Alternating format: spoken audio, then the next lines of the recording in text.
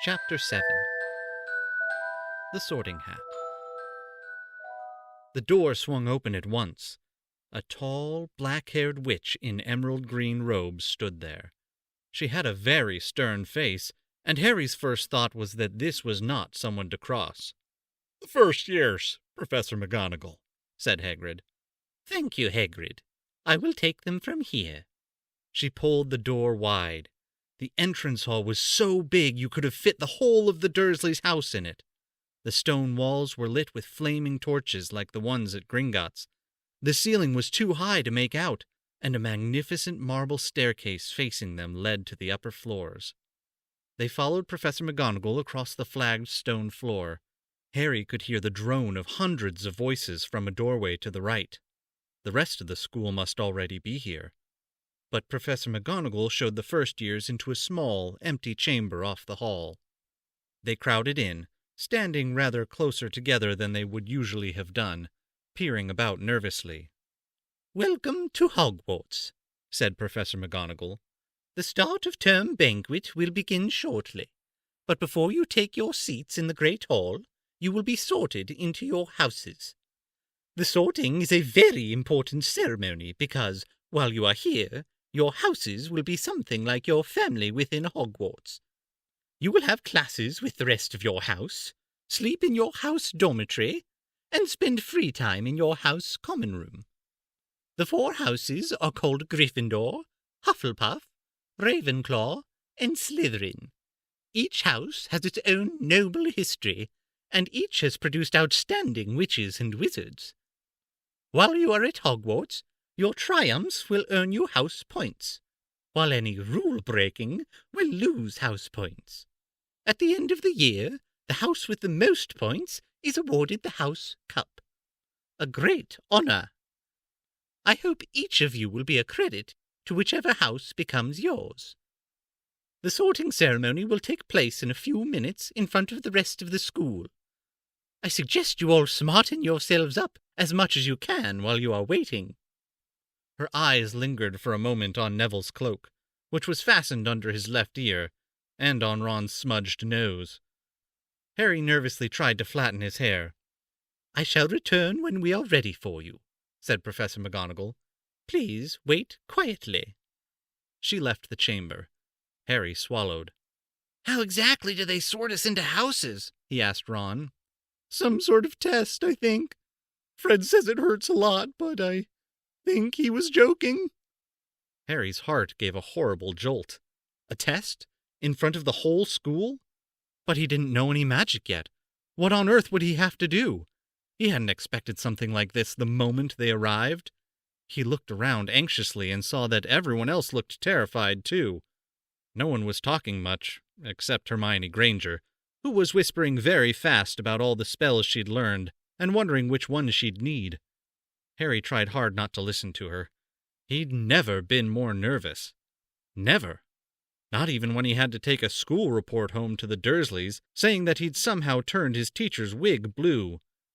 He kept his eyes fixed on the door. Any second now, Professor McGonagall would come back and lead him to his doom. Then something happened that made him jump about a foot in the air. Several people behind him screamed. "What the?" he gasped. So did the people around him.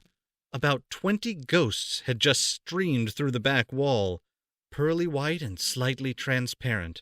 They glided across the room, talking to one another and hardly glancing at the first years. They seemed to be arguing. What looked like a fat little monk was saying, "Forgive and forget, I say. We ought to give him a second chance." "My dear Friar, haven't we given Peeves all the chances he deserves? He gives us all a bad name, and you know, he's not really even a ghost. I say, what are you all doing here?" A ghost wearing a ruff and tights had suddenly noticed the first years. Nobody answered. "New students," said the fat friar, smiling all around them. "About to be sorted, I suppose." A few people nodded mutely. "Hope to see you in Hufflepuff," said the friar. "My old house, you know." "Move along now," said a sharp voice. "The sorting ceremony's about to start." Professor McGonagall had returned. One by one, the ghosts floated away through the opposite wall. "Now, form a line," Professor McGonagall told the first years, "and follow me." Feeling oddly as though his legs had turned to lead, Harry got in line behind a boy with sandy hair, with Ron behind him, and they walked out of the chamber, back across the hall, and through a pair of double doors into the great hall. Harry had never even imagined such a strange and splendid place.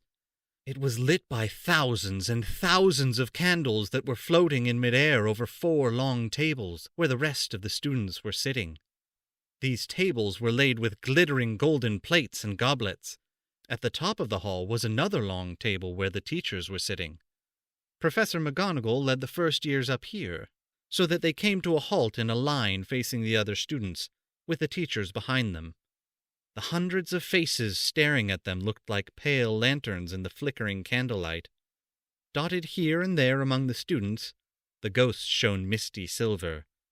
Mainly to avoid all the staring eyes, Harry looked upward and saw a velvety black ceiling dotted with stars. He heard Hermione whisper, "It's bewitched to look like the sky outside. I read about it in Hogwarts history." It was hard to believe that there was a ceiling there at all, and that the great hall didn't simply open on to the heavens. Harry quickly looked down again as Professor McGonagall silently placed a 4-legged stool in front of the first years. On top of the stool she put a pointed wizard's hat. This hat was patched and frayed and extremely dirty. Aunt Petunia wouldn't have let it in the house. Maybe they had to try and get a rabbit out of it? Harry thought wildly. That seemed the sort of thing. Noticing that everyone in the hall was now staring at the hat, he stared at it too. For a few seconds, there was complete silence. Then, the hat twitched. A rip near the brim opened like a wide mouth, and the hat began to sing. "Oh, you may not think I'm pretty, but don't judge on what you see. I'll eat myself if you can find a smarter hat than me. You can keep your bowlers black, your top hats sleek and tall, for I'm the Hogwarts sorting hat, and I can cap them all. There's nothing in your head the sorting hat can't see, so try me on and I will tell you where you ought to be. You might belong in Gryffindor, where dwell the brave at heart. Their daring nerve and chivalry set Gryffindors apart. You might belong in Hufflepuff, where they are just and loyal. Those patient Hufflepuffs are true and unafraid of toil. Or yet in wise old Ravenclaw, if you've a ready mind, where those of wit and learning will always find their kind. Or perhaps in Slytherin you'll make your real friends. Those cunning folk use any means to achieve their ends. So put me on, don't be afraid, and don't get in a flap. You're in safe hands, though I have none, for I'm a thinking cap." The whole hall burst into applause as the hat finished its song. It bowed to each of the 4 tables and then became quite still again. "So we just got to try on the hat?" Ron whispered to Harry. "I'll kill Fred. He was going on about wrestling the troll." Harry smiled weakly. Yes, trying on the hat was a lot better than having to do a spell, but he did wish they could have tried it on without everyone watching. The hat seemed to be asking rather a lot. Harry didn't feel brave or quick-witted or any of it at the moment. If only the hat had mentioned a house for people who felt a bit queasy, that would have been the one for him. Professor McGonagall now stepped forward holding a long roll of parchment. "When I call your name, you will put on the hat and sit on the stool to be sorted," she said. "Abbott, Hannah." A pink-faced girl with blonde pigtails stumbled out of line, put on the hat, which fell right down over her eyes, and sat down. A moment's pause. "Hufflepuff!" shouted the hat. The table on the right cheered and clapped as Hannah went to sit down at the Hufflepuff table. Harry saw the ghost of the fat friar waving merrily at her. "Bones, Susan." "Hufflepuff!" shouted the hat again, and Susan scuttled off to sit next to Hannah. "Boot, Terry." "Ravenclaw." The table second from the left clapped this time. Several Ravenclaws stood up to shake hands with Terry as he joined them. Brocklehurst, Mandy, went to Ravenclaw too, but Brown, Lavender, became the first new Gryffindor, and the table on the far left exploded with cheers. Harry could see Ron's twin brothers catcalling.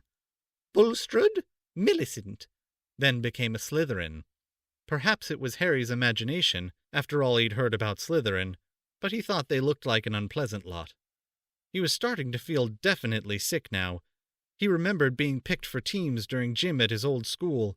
He had always been last to be chosen, not because he was no good, but because no one wanted Dudley to think they liked him. Finch Fletchley, Justin. Hufflepuff.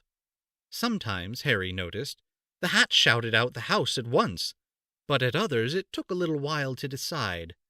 Finnegan, Seamus. The sandy-haired boy next to Harry in the line sat on the stool for almost a whole minute before the hat declared him a Gryffindor. Granger, Hermione. Hermione almost ran to the stool and jammed the hat eagerly on her head. Gryffindor! Shouted the hat. Ron groaned. A horrible thought struck Harry, as horrible thoughts always do when you're very nervous. What if he wasn't chosen at all? What if he just sat there with the hat over his eyes for ages, until Professor McGonagall jerked it off his head and said there had obviously been a mistake and he'd better get back on the train? When Neville Longbottom, the boy who kept losing his toad, was called, he fell over on his way to the stool. The hat took a long time to decide with Neville. When it finally shouted, Gryffindor! Neville ran off, still wearing it, and had to jog back amid gales of laughter to give it to McDougal Moreg. Malfoy swaggered forward when his name was called and got his wish at once. The hat had barely touched his head when it screamed, Slytherin! Malfoy went to join his friends Crabbe and Goyle, looking pleased with himself. There weren't many people left now. Moon, Knott, Parkinson, then a pair of twin girls, Patil, and Patil, then Perks, Sally Ann, and then at last, Potter, Harry. As Harry stepped forward, whispers suddenly broke out like little hissing fires all over the hall. Potter, did she say? The Harry Potter? The last thing Harry saw before the hat dropped over his eyes was the hall full of people craning to get a good look at him. Next second he was looking at the black inside of the hat. He waited. Said a small voice in his ear. Difficult. Very difficult. Plenty of courage, I see. Not a bad mind, either. There's talent, oh my goodness, yes, and a nice thirst to prove yourself. Now that's interesting. So where shall I put you? Harry gripped the edges of the stool and thought, Not Slytherin. Not Slytherin. Not Slytherin, eh? Said the small voice. Are you sure? You could be great, you know. It's all here in your head. And Slytherin will help you on the way to greatness, no doubt about that. No? Well, if you're sure, better be Gryffindor! Harry heard the hat shout the last word to the whole hall. He took off the hat and walked shakily towards the Gryffindor table. He was so relieved to have been chosen and not put in Slytherin, he hardly noticed that he was getting the loudest cheer yet. Percy the prefect got up and shook his hand vigorously, while the Weasley twins yelled, We got Potter! We got Potter! Harry sat down opposite the ghost in the ruff he'd seen earlier. The ghost patted his arm, giving Harry the sudden, horrible feeling he'd just plunged it into a bucket of ice-cold water. He could see the high table properly now. At the end nearest him sat Hagrid, who caught his eye and gave him the thumbs up. Harry grinned back. And there, in the center of the high table, in a large gold chair, sat Albus Dumbledore. Harry recognized him at once from the card he'd gotten out of the Chocolate Frog on the train. Dumbledore's silver hair was the only thing in the whole hall that shone as brightly as the ghost's. Harry spotted Professor Quirrell, too, the nervous young man from the Leaky Cauldron. He was looking very peculiar in a large purple turban. And now there were only 4 people left to be sorted. Thomas, Dean, A black boy, even taller than Ron, joined Harry at the Gryffindor table. Turpin, Lisa, became a Ravenclaw, and then it was Ron's turn. He was pale green by now. Harry crossed his fingers under the table, and a second later the hat had shouted, Gryffindor! Harry clapped loudly with the rest as Ron collapsed into the chair next to him. Well done, Ron. Excellent, said Percy Weasley pompously across Harry as Zabini, Blaze, was made a Slytherin. Professor McGonagall rolled up her scroll and took the sorting hat away. Harry looked down at his empty plate. He had only just realized how hungry he was. The pumpkin pasties seemed ages ago. Albus Dumbledore had gotten to his feet. He was beaming at the students. His arms opened wide, as if nothing could have pleased him more than to see them all there. Welcome, he said. Welcome to a new year at Hogwarts. Before we begin our banquet, I would like to say a few words, and here they are. Nitwit, Blubber, Oddment, Tweak. Thank you. He sat back down. Everybody clapped and cheered. Harry didn't know whether to laugh or not. Is he a bit mad? He asked Percy uncertainly.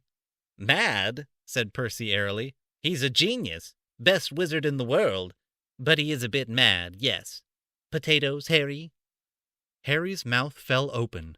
The dishes in front of him were now piled with food. He had never seen so many things he liked to eat on one table. Roast beef, roast chicken, pork chops and lamb chops, sausages, bacon and steak, boiled potatoes, roast potatoes, fries, Yorkshire pudding, peas, carrots, gravy, ketchup, and, for some strange reason, peppermint humbugs. The Dursleys had never exactly starved Harry, but he'd never been allowed to eat as much as he'd liked. Dudley had always taken anything that Harry really wanted, even if it made him sick. Harry piled his plate with a bit of everything, except the peppermint humbugs, and began to eat. It was all delicious. That does look good, said the ghost in the ruff sadly, watching Harry cut up his steak. Can't you? I haven't eaten for nearly 500 years, said the ghost. I don't need to, of course, but one does miss it. I don't think I've introduced myself. Sir Nicholas de Mimsy Porpington, at your service, resident ghost of Gryffindor Tower. I know who you are, said Ron suddenly. My brothers told me about you. You're nearly Headless Nick. I would prefer you to call me Sir Nicholas de Mimsy, the ghost began stiffly, but sandy-haired Seamus Finnegan interrupted. Nearly headless? How can you be nearly headless? Sir Nicholas looked extremely miffed, as if their little chat wasn't going at all the way he wanted. Like this, he said irritably. He seized his left ear and pulled. His whole head swung off his neck and fell onto his shoulder as if it was on a hinge. Someone had obviously tried to behead him, but not done it properly. Looking pleased at the stunned looks on their faces, nearly headless Nick flipped his head back onto his neck, coughed, and said, So, new Gryffindors. I hope you're going to help us win the house championship this year. Gryffindors have never gone so long without winning. Slytherins have got the cup 6 years in a row. The bloody Baron's become almost unbearable. He's the Slytherin ghost. Harry looked over at the Slytherin table and saw a horrible ghost sitting there, with blank staring eyes, a gaunt face, and robes stained with silver blood. He was right next to Malfoy, who, Harry was pleased to see, didn't look too pleased with the seating arrangements. How did he get covered in blood? Asked Seamus with great interest. I've never asked, said nearly headless Nick delicately. When everyone had eaten as much as they could, the remains of the food faded from the plates, leaving them sparkling clean as before. A moment later, the desserts appeared. Blocks of ice cream in every flavor you could think of. Apple pies, treacle tarts, chocolate eclairs and jam donuts, trifle, strawberries, jello, rice pudding. As Harry helped himself to a treacle tart, the talk turned to their families. I'm half and half, said Seamus. Me dad's a muggle. Mum didn't tell him she was a witch till after they were married. Bit of a nasty shock for him." The others laughed. "What about you, Neville?" said Ron. "Well, my gran brought me up, and she's a witch," said Neville. "But the family thought I was all muggle for ages. My great-uncle Algy kept trying to catch me off guard and force some magic out of me. He pushed me off the end of Blackpool Pier once. I nearly drowned. But nothing happened until I was 8. Great-uncle Algy came round for dinner, and he was hanging me out of the upstairs window by my ankles when my great-auntie Enid offered him a meringue and he accidentally let go. But I bounced all the way down the garden and into the road. They were all really pleased. Gran was crying, she was so happy.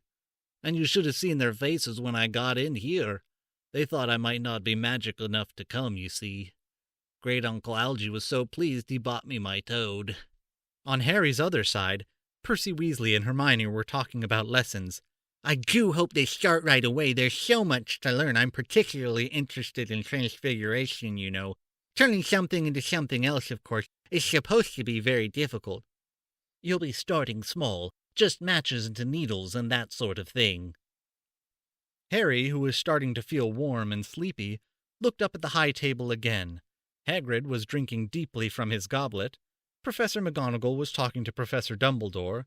Professor Quirrell, in his absurd turban, was talking to a teacher with greasy black hair, a hooked nose, and sallow skin. It happened very suddenly. The hook-nosed teacher looked past Quirrell's turban straight into Harry's eyes, and a sharp, hot pain shot across the scar on Harry's forehead. "Ouch!" Harry clapped a hand to his head. "What is it?" asked Percy. "Nothing." The pain had gone as quickly as it had come.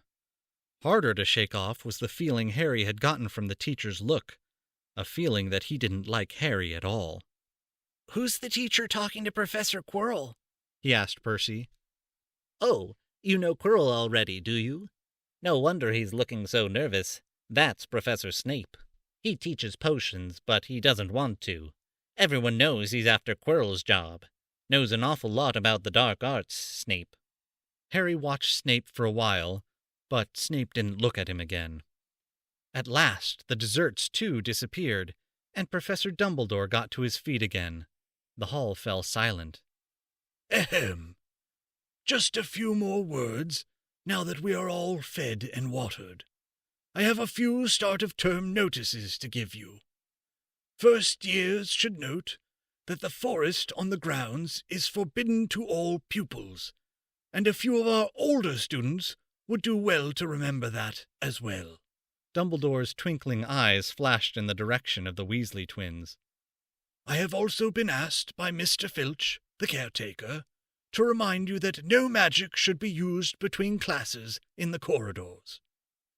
Quidditch trials will be held in the second week of the term. Anyone interested in playing for their house teams should contact Madam Hooch. And finally, I must tell you that this year, the third-floor corridor on the right-hand side is out of bounds to everyone who does not wish to die a very painful death." Harry laughed, but he was one of the few who did. "He's not serious," he muttered to Percy. "Must be," said Percy, frowning at Dumbledore. "It's odd, because he usually gives us a reason why we're not allowed to go somewhere. The forest's full of dangerous beasts, everyone knows that. I do think he might have told us prefects at least." "And now, before we go to bed, let us sing the school song," cried Dumbledore. Harry noticed that the other teachers' smiles had become rather fixed. Dumbledore gave his wand a little flick, as if he was trying to get a fly off the end, and a long golden ribbon flew out of it, which rose high above the tables and twisted itself snake-like into words. "Everyone pick their favorite tune," said Dumbledore, "and off we go." And the school bellowed, "Hogwarts, Hogwarts, Hoggy-Worty Hogwarts, teach us something, please. Whether we be old and bald, or young with scabby knees, our heads could do with filling with some interesting stuff. For now they're bare and full of air, dead flies and bits of fluff. So teach us things worth knowing, bring back what we've forgot. Just do your best, we'll do the rest, and learn until our brains all rot. Everybody finished the song at different times. At last, only the Weasley twins were left singing along to a very slow funeral march. Dumbledore conducted their last few lines with his wand, and when they had finished, he was one of those who clapped loudest. Ah, music, He said, wiping his eyes. a magic beyond all we do here. And now, bedtime. Off you trot. The Gryffindor first years followed Percy through the chattering crowds, out of the great hall and up the marble staircase. Harry's legs were like lead again, but only because he was so tired and full of food. He was too sleepy even to be surprised that the people in the portraits along the corridors whispered and pointed as they passed, or that twice Percy led them through doorways hidden behind sliding panels and hanging tapestries. They climbed more staircases, yawning and dragging their feet, and Harry was just wondering how much farther they had to go when they came to a sudden halt. A bundle of walking sticks was floating in midair ahead of them, and as Percy took a step towards them, they started throwing themselves at him. Peeves, Percy whispered to the first years. a poltergeist. He raised his voice.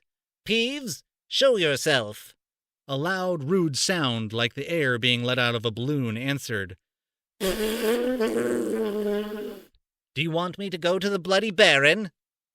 There was a pop, and a little man with wicked dark eyes and a wide mouth appeared, floating cross-legged in the air, clutching the walking sticks. Ooh, He said with an evil cackle. equal firsties. What fun! He swooped suddenly at them. They all ducked. Go away, Peeves, or the Baron will hear about this. I mean it, Barked Percy. Peeves stuck out his tongue and vanished, dropping the walking sticks on Neville's head. They heard him zooming away, rattling coats of armor as he passed. You want to watch out for Peeves, said Percy as they set off again. The Bloody Baron's the only one who can control him. He won't even listen to us prefects. Here we are. At the very end of the corridor hung a portrait of a very fat woman in a pink silk dress. Password? She said. Caput Draconis, said Percy, and the portrait swung forward to reveal a round hole in the wall.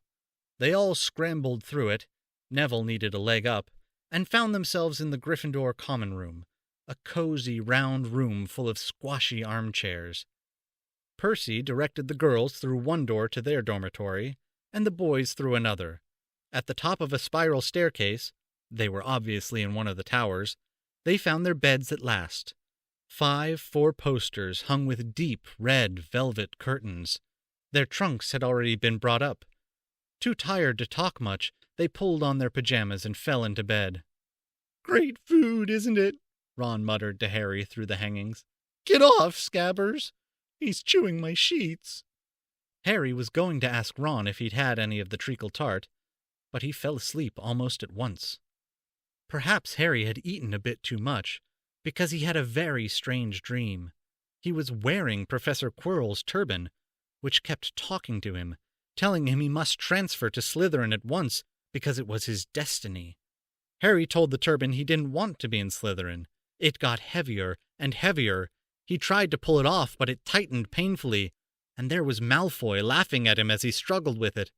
Then Malfoy turned into the hook-nosed teacher Snape, whose laugh became high and cold.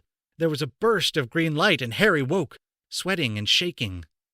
He rolled over and fell asleep again, and when he woke the next day, he didn't remember the dream at all.